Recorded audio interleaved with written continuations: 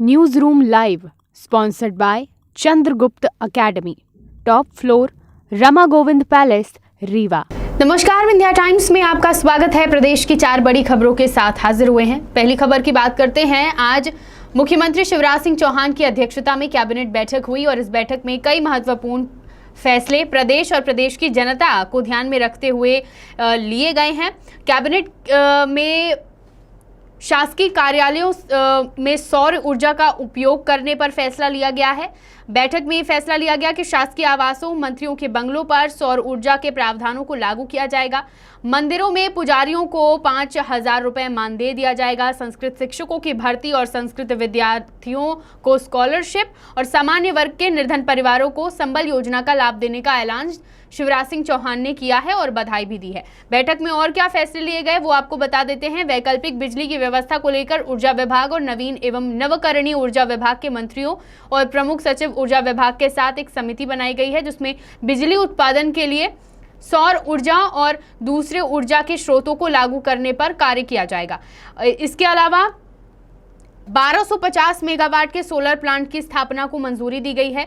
सिंचाई के लिए आज 3 सिंचाई परियोजनाओं को कैबिनेट बैठक में मंजूरी मिली, जिसमें सोनपुर मध्यम सिंचाई परियोजना, भामराजगढ़ सिंचाई परियोजना और सूरजपुरा मध्यम सिंचाई परियोजना शामिल है। इसके अलावा सिंगरौली में खनिज प्रौद्योगिकी संस्थान की स्थापना को मंजूरी मिली है। प्रदेश के 925 वन ग्रामों में 827 ग्रामों को राजस्व ग्रामों में परिवर्तन किया जाएगा।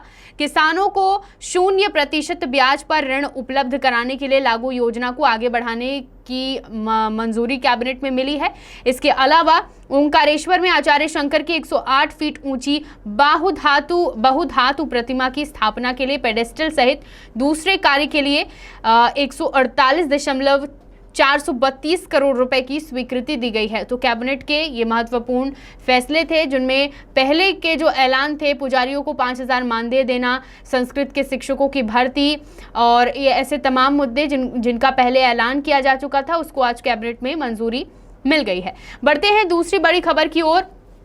आज मध्य प्रदेश हाईकोर्ट ने एक बड़ा फैसला लिया और फैसला था अनुकंपा नियुक्ति को लेकर।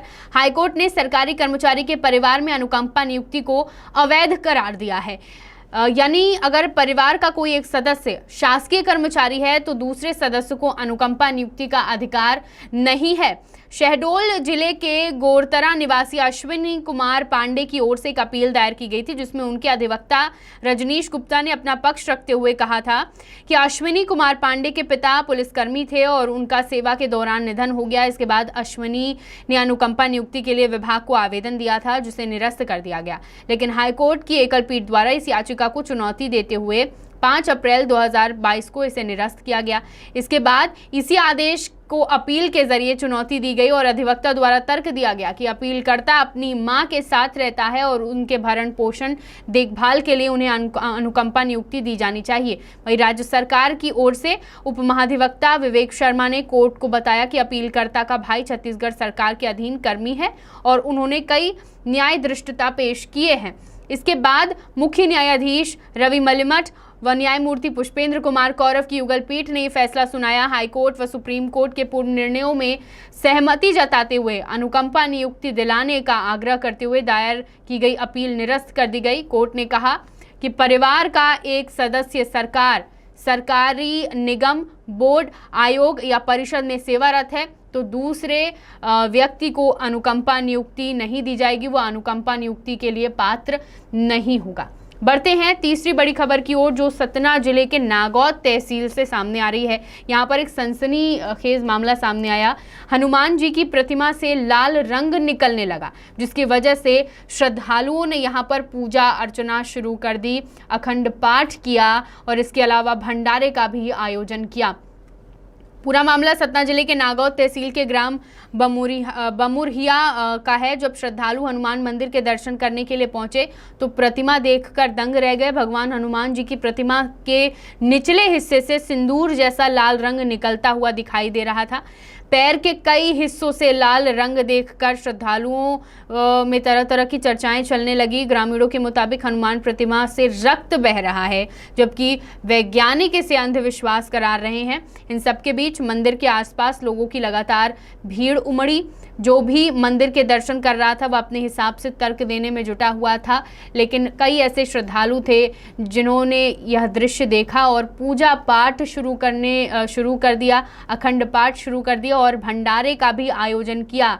मध्य प्रदेश में कुछ दिन पहले नदी के जल ग्रहण की खबरें भी सभी जिलों में आई थी और अब सतना जिले का ये मामला सामने आया है। सतना जिले के नागौद तहसील के ग्राम बमुरिया का ये मामला है, जहां हनुमान जी की मूर्ति के नीचे से लाल रंग निकलने लगा, जिसे देख श्रद्धालु पूजा अर्चना और पाठ में जुट गए। आखिरी खबर की बात करते हैं। रीवा लोकायुक्त द्वारा आज बड़ी कार्रवाई की गई है। सहकारिता विभाग के 2 भ्रष्टाचारी अधिकारियों को ट्रैप किया गया है। रिश्वत लेते सहकारी निरीक्षक और प्रभारी सीईओ सहकारी उपभोक्ता भंडार को 10,000 रुपए की रिश्वत लेते ट्रैप किया गया है। जानकारी के मुताबिक अधिकारी सहकारी समिति घुरेहटा की वर्ष 2020-21 की ऑडिट कार्य के बदले 20,000 की रिश्वत मांग रहे थे और 15,000 पहले भी ले चुके थे। 10,000 की रिश्वत लेते हुए दोनों अधिकारियों को गिरफ्तार कर लिया गया है और अब आगे की कार्यवाही रीवा लोकायुक्त द्वारा की जा रही है। आज की 4 बड़ी खबरें। तमाम खबरों के लिए देखते रहिए विंध्या टाइम्स। बहुत बहुत धन्यवाद। News room live sponsored by Chandragupta academy, top floor, Rama Govind palace, Rewa.